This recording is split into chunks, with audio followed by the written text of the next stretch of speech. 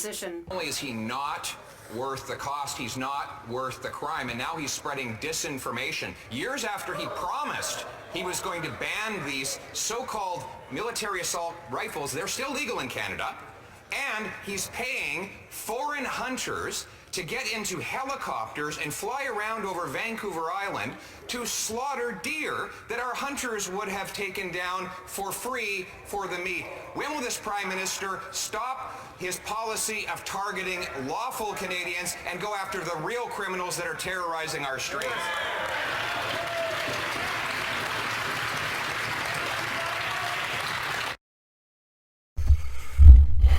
So what they're referring to is we have, I guess, invasive deer on Vancouver Island. I don't know how they got there, so I'm assuming somebody put them there. I'm going to guess they're axis deer from India.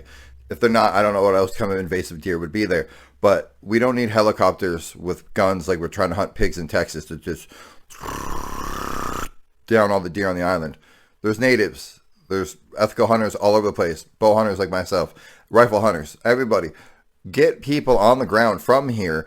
Either pay them or have them go hunt the deer for free. Like he said, it's good meat. It's free meat. People are hungry. Food is not worth the cost of Trudeau. Food is not worth what it costs anymore. So for the love of God, let's eat some goddamn free venison. Honorable Prime Minister. The contortions the leader of the official opposition goes to try and talk about gun control are quite impressive, Mr. Speaker, but Canadians will not be fooled by him. The order in council that made... We were nothing. Need your love, but you treat me like a stranger. Illegal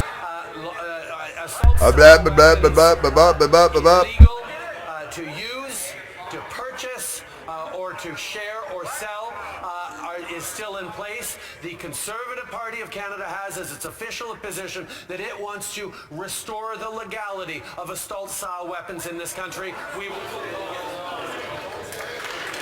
The Honourable Leader of the Opposition. Speaker, he stumbles and bumbles when he does not know what he's talking about, and he does not know what he's talking about because he does not care what he's talking about. He still has not banned those guns. Years after promising on the election trail that he did, they are still legally in the possession of their owners at this stage, and he says he won't be able to do it until a week after the next election. Meanwhile, he tried to publish 300 pages of hunting rifles that he wanted to ban, blaming First Nations hunters for crime in downtown Toronto. Why does he want to why does he want to protect turkeys from hunters instead of Canadians from criminals? Trudeau's 100% right. What a fucking brain fart that was. Pierre is 100% right. We're not worried about hunters hunting us, okay? Toronto is not where we hunt. And where we hunt is obviously not like Toronto. That's not a concern we have. We don't see guys in downtown Toronto with rifles. They're handguns. They're 9mm. They're, Uzis. They're very small, very concealed, very deadly guns. If I'm walking around with a rifle, you're going to know, like, oh, that guy's got a rifle. That's not the concern. The concern is all the illegal American guns coming over the border. If I'm not mistaken, it's like 9 out of 10 guns used here for criminal activity are stolen from, are brought over the border from America. They're usually stolen from legal gun owners in America, to my understanding.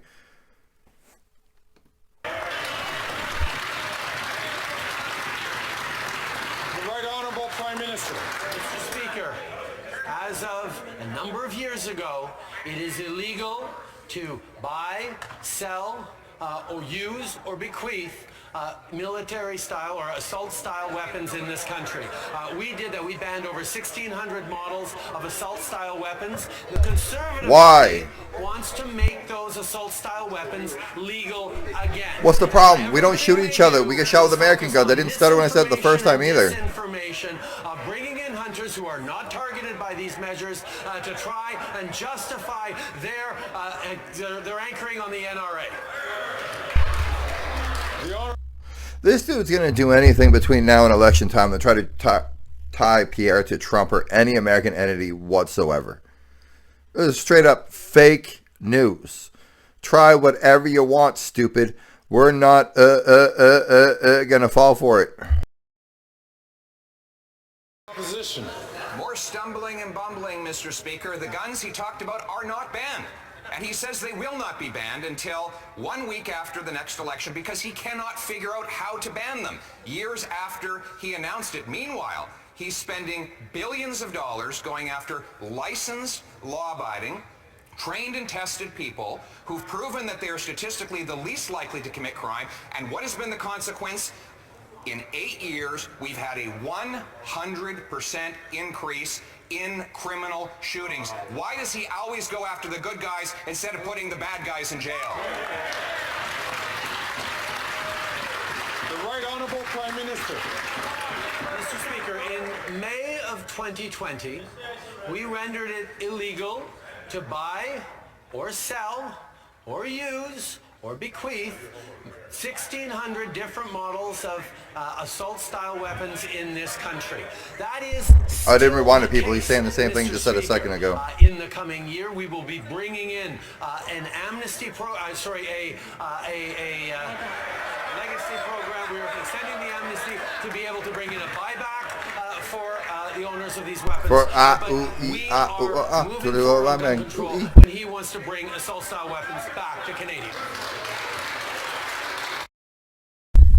Okay, we have polar bears, we have wolves, we have wolverines, we have grizzly bears, we have black bears, we have moose, we have coyotes.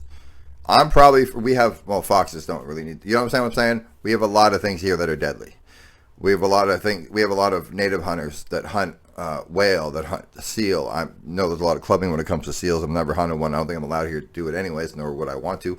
But we don't use these assault rifles to assault people. It's for hunting. It is typically for defending your land against wolves and bears and shit, especially in the deep north. Polar bears especially. It's not the reason he's saying it. It's handguns that are doing all the damage, not fucking assault rifles. Prime Minister has hit Canadian farmers with a carbon tax that drives up food prices at the grocery store. Food prices, they're rising again only months after he promised they would come down.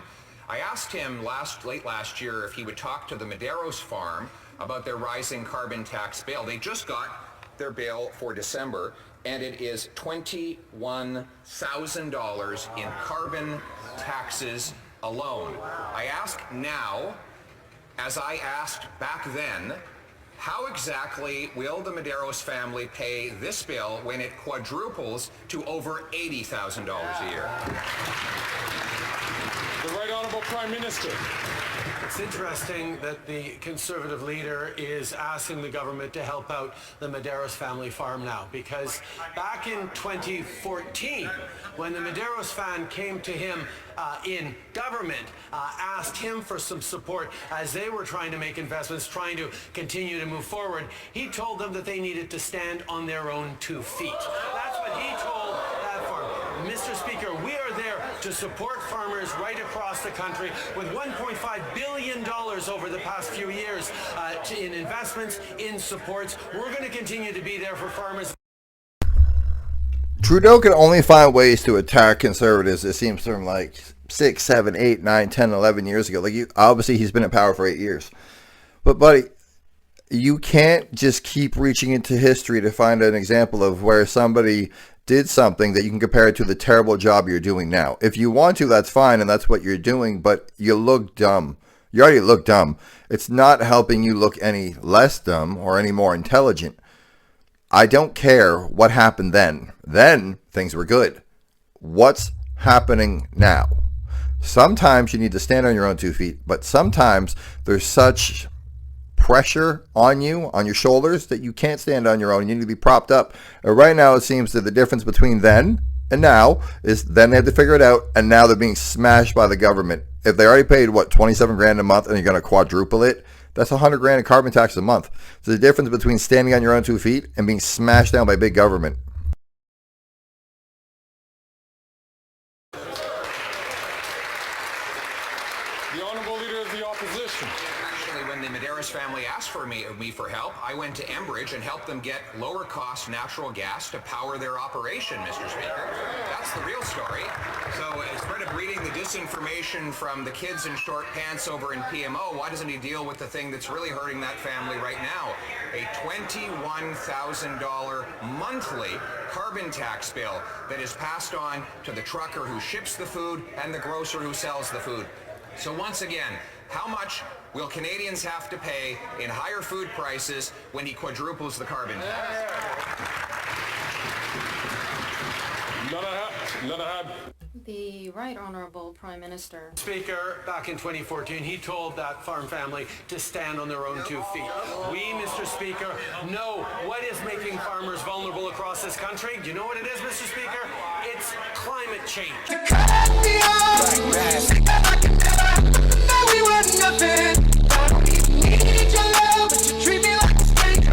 It's the fact that a change in climate causes droughts, floods, and fires, which droughts, floods, and fires end up hurting crops, end up hurting growers. That's why we're stepping up on fighting climate change. Farmers across this country know how important it is to sustain. I would love a leader who, when it gets flustered, doesn't go, I have children in my house. They do the same thing when they're caught in a lie. The Honourable Leader of the Opposition. He mentions drugs. That's another crisis that he has caused, Mr. Speaker. But back to the cost of food, heat, and groceries. This Prime Minister plans to raise the carbon tax again on April 1st. Another hike to the gas, the heat, the grocery bills. Another hit to the Nova Scotia families who can't afford to pay their utility bills. And another hit to working class families while he jets around the world carbon tax free. If he can't have the common sense to axe the tax, will he at least cancel his plan to hike the tax on April 1st? The Right Honourable Prime Minister. No, I'm going to deflect. The Leader of the Opposition is proposing to cut for Canadians. The carbon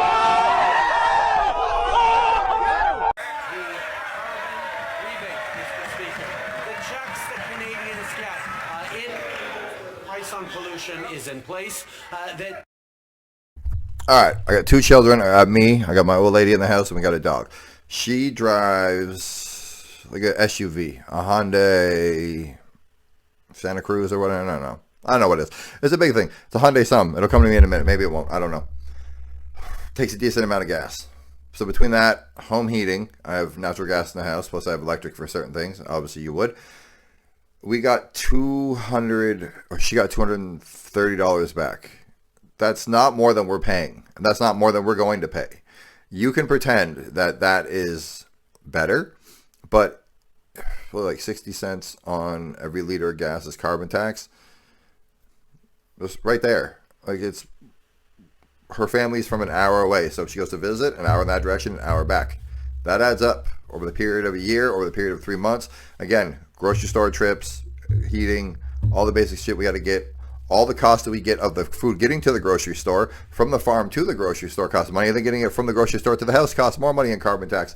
So you can blow all the smoke you want, bro. It might help the poorest of the poor who don't drive or do a lot of things, so they don't have a lot of carbon output. But you're just blowing smoke up everybody's ass. They are relying on to enable them to both fight climate change and support their families.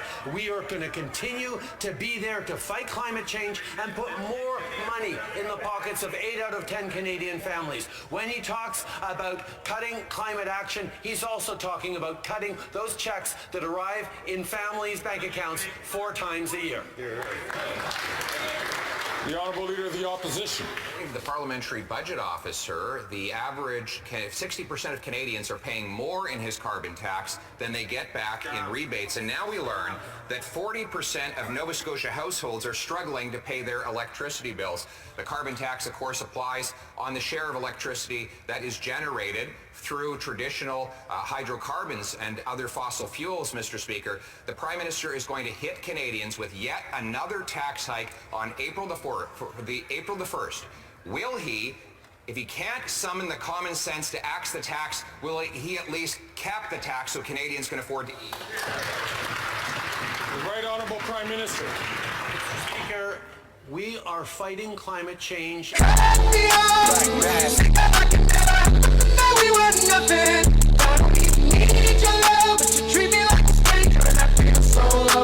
And creating. Stop it, bro. Stop it. You can't stop a climate from changing. Look, do we have some input? 100%. Are we responsible for everything? Are you out of your flipping mind? It's a planet, and we're itty-bitty little apes on the planet. Yeah, We've got a lot of things burning. We got like things going on all the time. I concur. But we don't have another Earth to compare it to as a model. The modeling we have is similar to the modeling for COVID. It's just made up nonsense. You can go with whatever you want. When I was a kid, it was acid rain was going to kill everybody and all the crops. And then it was, in the early 2000s, it wasn't climate change. It was global warming, and the ice caps were going to melt. We're all going to drown. And that's supposed to happen by now, and it didn't happen. But now we call it climate change because the climate's changed. Like right now we're having what we call an El Nino winter where I live in Canada. It's not very cold and it's pretty wet. Next year I'm going to pay for it. The climate changes. Again, can we do better? For sure. But are we the main driving cause of weather? No. A stronger economy at the same time as we ensure affordability for Canadians. Those carbon rebate checks that go right across the country in areas where the federal price applies help out 8 out of 10 families with more money than they pay in the price on pollution. We will continue to be there to both invest in families, to support them, while the Conservative leader proposes to cut rebate checks to Canadians. We're going to keep doing it while we fight climate change. The honourable member from Burnaby South. Millions of Gazans rely on UNRWA for food, water, and shelter. People are starving. Children are eating grass just to survive. Yes, serious allegations need to be investigated and prosecuted. No, children should not pay for this. Why is this Prime Minister fueling this war with Canadian arms and punishing Palestinian children who did not commit a... Look, you can say whatever you want. I'm going to stay on this one. I don't usually say anything beside Pierre and Trudeau. We paid to make those tunnels. We helped pay. We paid to help attack those people indirectly on October 7th. I'm sorry for the children who are eating grass, but if the adults around you are using the money we're giving for you to have medicine and structure, i.e. buildings and infrastructure and whatnot, and they use to build tunnels and attack people, we're not giving you any more stuff. Why can't we just drop off bags of rice? Why can't we just do that type of thing? We drop off food like the UN does. We don't need to give cash. The cash is done. I have no problem with giving food and giving supplies, but the money's done. And to all the children, look, it's heartbreaking. I have children. We've all seen the videos of starving children. It's terrifying. It's tragic. But if the people around you are stealing the money that's intended for good things to do terrible things, I'm not giving you any more allowance. I'm sorry. a crime. Here, here, here, here. The Right Honourable Prime Minister. We are, of course, deeply concerned with the devastating scale of the humanitarian crisis in Gaza. We recognize UNRWA's essential role under dangerous conditions in providing life-saving assistance. So we will work with the agency and other donors to support the investigation into the serious allegations against its staff. But let me be extremely clear. Our determination to provide relief to Palestinian civilians has not changed, and our work with our partners is constant. We're looking at ways to continue to provide additional support. Send food. To those Send that actual really food. need, Send actual supplies. Tents, beds, medicine, whatever, but no more money. The Honourable Member from Burnaby South. The Prime Minister knows well that no other group can do this work. That's right. I want to talk about Halifax. Halifax has the highest rate of poverty in Canada. 1 in 5 children lives in poverty. Only once has I have a hard time believing Halifax is the poorest one. The issue of skyrocketing food prices in this House. How out of touch is that? That's the problem with the Liberals. They pretend that everything is fine if everything's fine with their rich CEO friends. So when will the Prime Minister stop working? Here, here, here. Honourable Prime Minister. Mr. Speaker, we will be closely making sure we're passing legislation that strengthens to go after the large grocery chains in this country that are making record profits while dealing with food prices. We will work with communities. We will work with the companies that actually continuing to be there for Canadians, like the Canada child care costs in half across the continue to be there for people. The honourable member from the Etobicoke Centre. Mr. Speaker, my question is to the Prime Minister on our support for Ukraine. Ensuring Ukraine's victory is vital to Canada's security. Ukraine must win against every Ukrainian Canadian who spent today is millions of dollars less in the future. Conservatives continue support for Ukraine against support for Canada's national security. Can the Prime Minister assure Canadians that this government will stand with the Ukrainian people until they win, until we all win? The Right Honourable Prime Minister. The member for Etobicoke Centre is right. Before the holidays, Canadians all witnessed the Leader of the Opposition forcing his caucus to turn their back on Ukraine. They turned their backs on fundamental... Look, what happened in Ukraine is terrible. America propped it up. America can pay the bill. We've given a lot of money. We have a lot of debt. A lot of us are struggling. You're hearing it from Trudeau. You're hearing it from... Well, you're not hearing it from Trudeau. You're hearing Trudeau deflect about it. You're hearing it from Pierre. You're hearing it from the news. You're hearing it from everybody. Look, Ukraine, it's your war.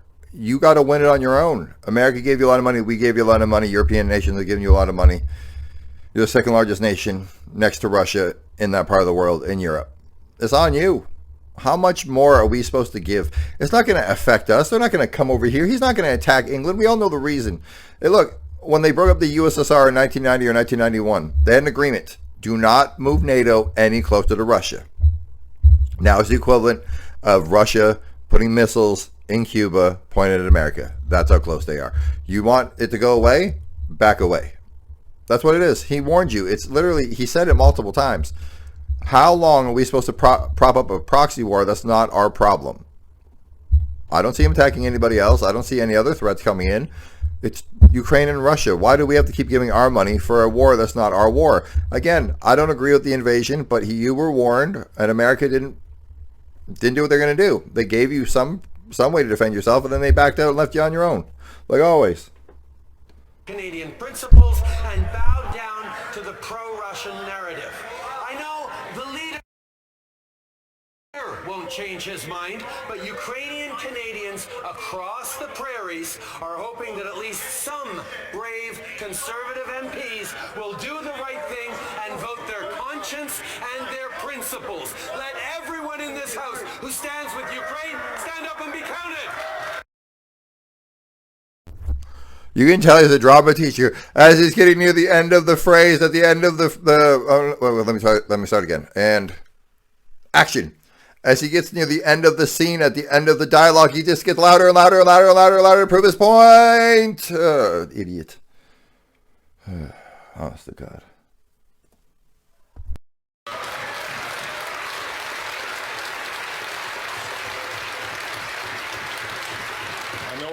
I know it's Wednesday, I know it's caucus day, I know that people are primed up, but I'm going to ask members, please let us restrain ourselves so that we can hear the questions and we can hear the answers. The Honourable Leader of the Opposition. Mr. Speaker, what this Prime Minister has is a pro-Russia energy policy that forces the Europeans to buy their energy from Russia by denying Canadians the ability to sell our own. He prefers military equipment for Putin instead of paychecks for Canadians. He does want to export detonators and turbines to Putin so he can pump his gas and power his landmines. Why doesn't he stop using Ukraine as a political tool and actually do something to stand up and help win the war?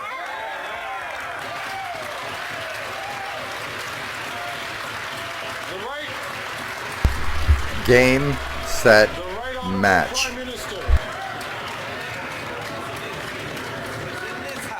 The Right Honourable Prime Minister from the top, please.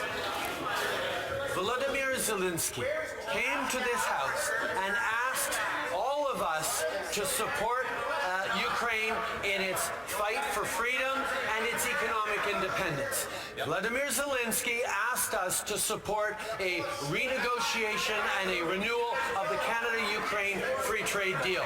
In this House, everyone except Conservative MPs stood up to support Volodymyr Zelensky. The Prime Minister has 10 seconds left on the clock, but I'm I'm going to ask all members, I'm going to ask in particular the member from Dufferin-Caledon, please, to allow the answer to be heard so that, because it's not only important for all of us and for Canadians to hear that, but it's important for members, especially members who require translation. They can't hear over the heckling. So let us make sure that we have an opportunity. If you need translation and you don't know English, you shouldn't be in the House. The Honourable Prime Minister, 10 seconds left on the clock. Mr. Speaker, Ukrainian Canadians from across the prairies are begging their MPs to please stand up for Ukraine. Will they do that, Mr. Speaker, in the upcoming Ukraine free trade vote? That's as much as Trudeau as I can take for today. Look, I got a great solution to this, all right? You want the Conservatives to back Ukraine and giving them more money? Sure. Then agree to drop the carbon tax completely. That's a fair trade-off. We'll give Ukraine more money to defend themselves if you drop and axe all the carbon tax. Like, comment, subscribe, tell me I'm right, tell me I'm wrong, tell me what you think. I'm out.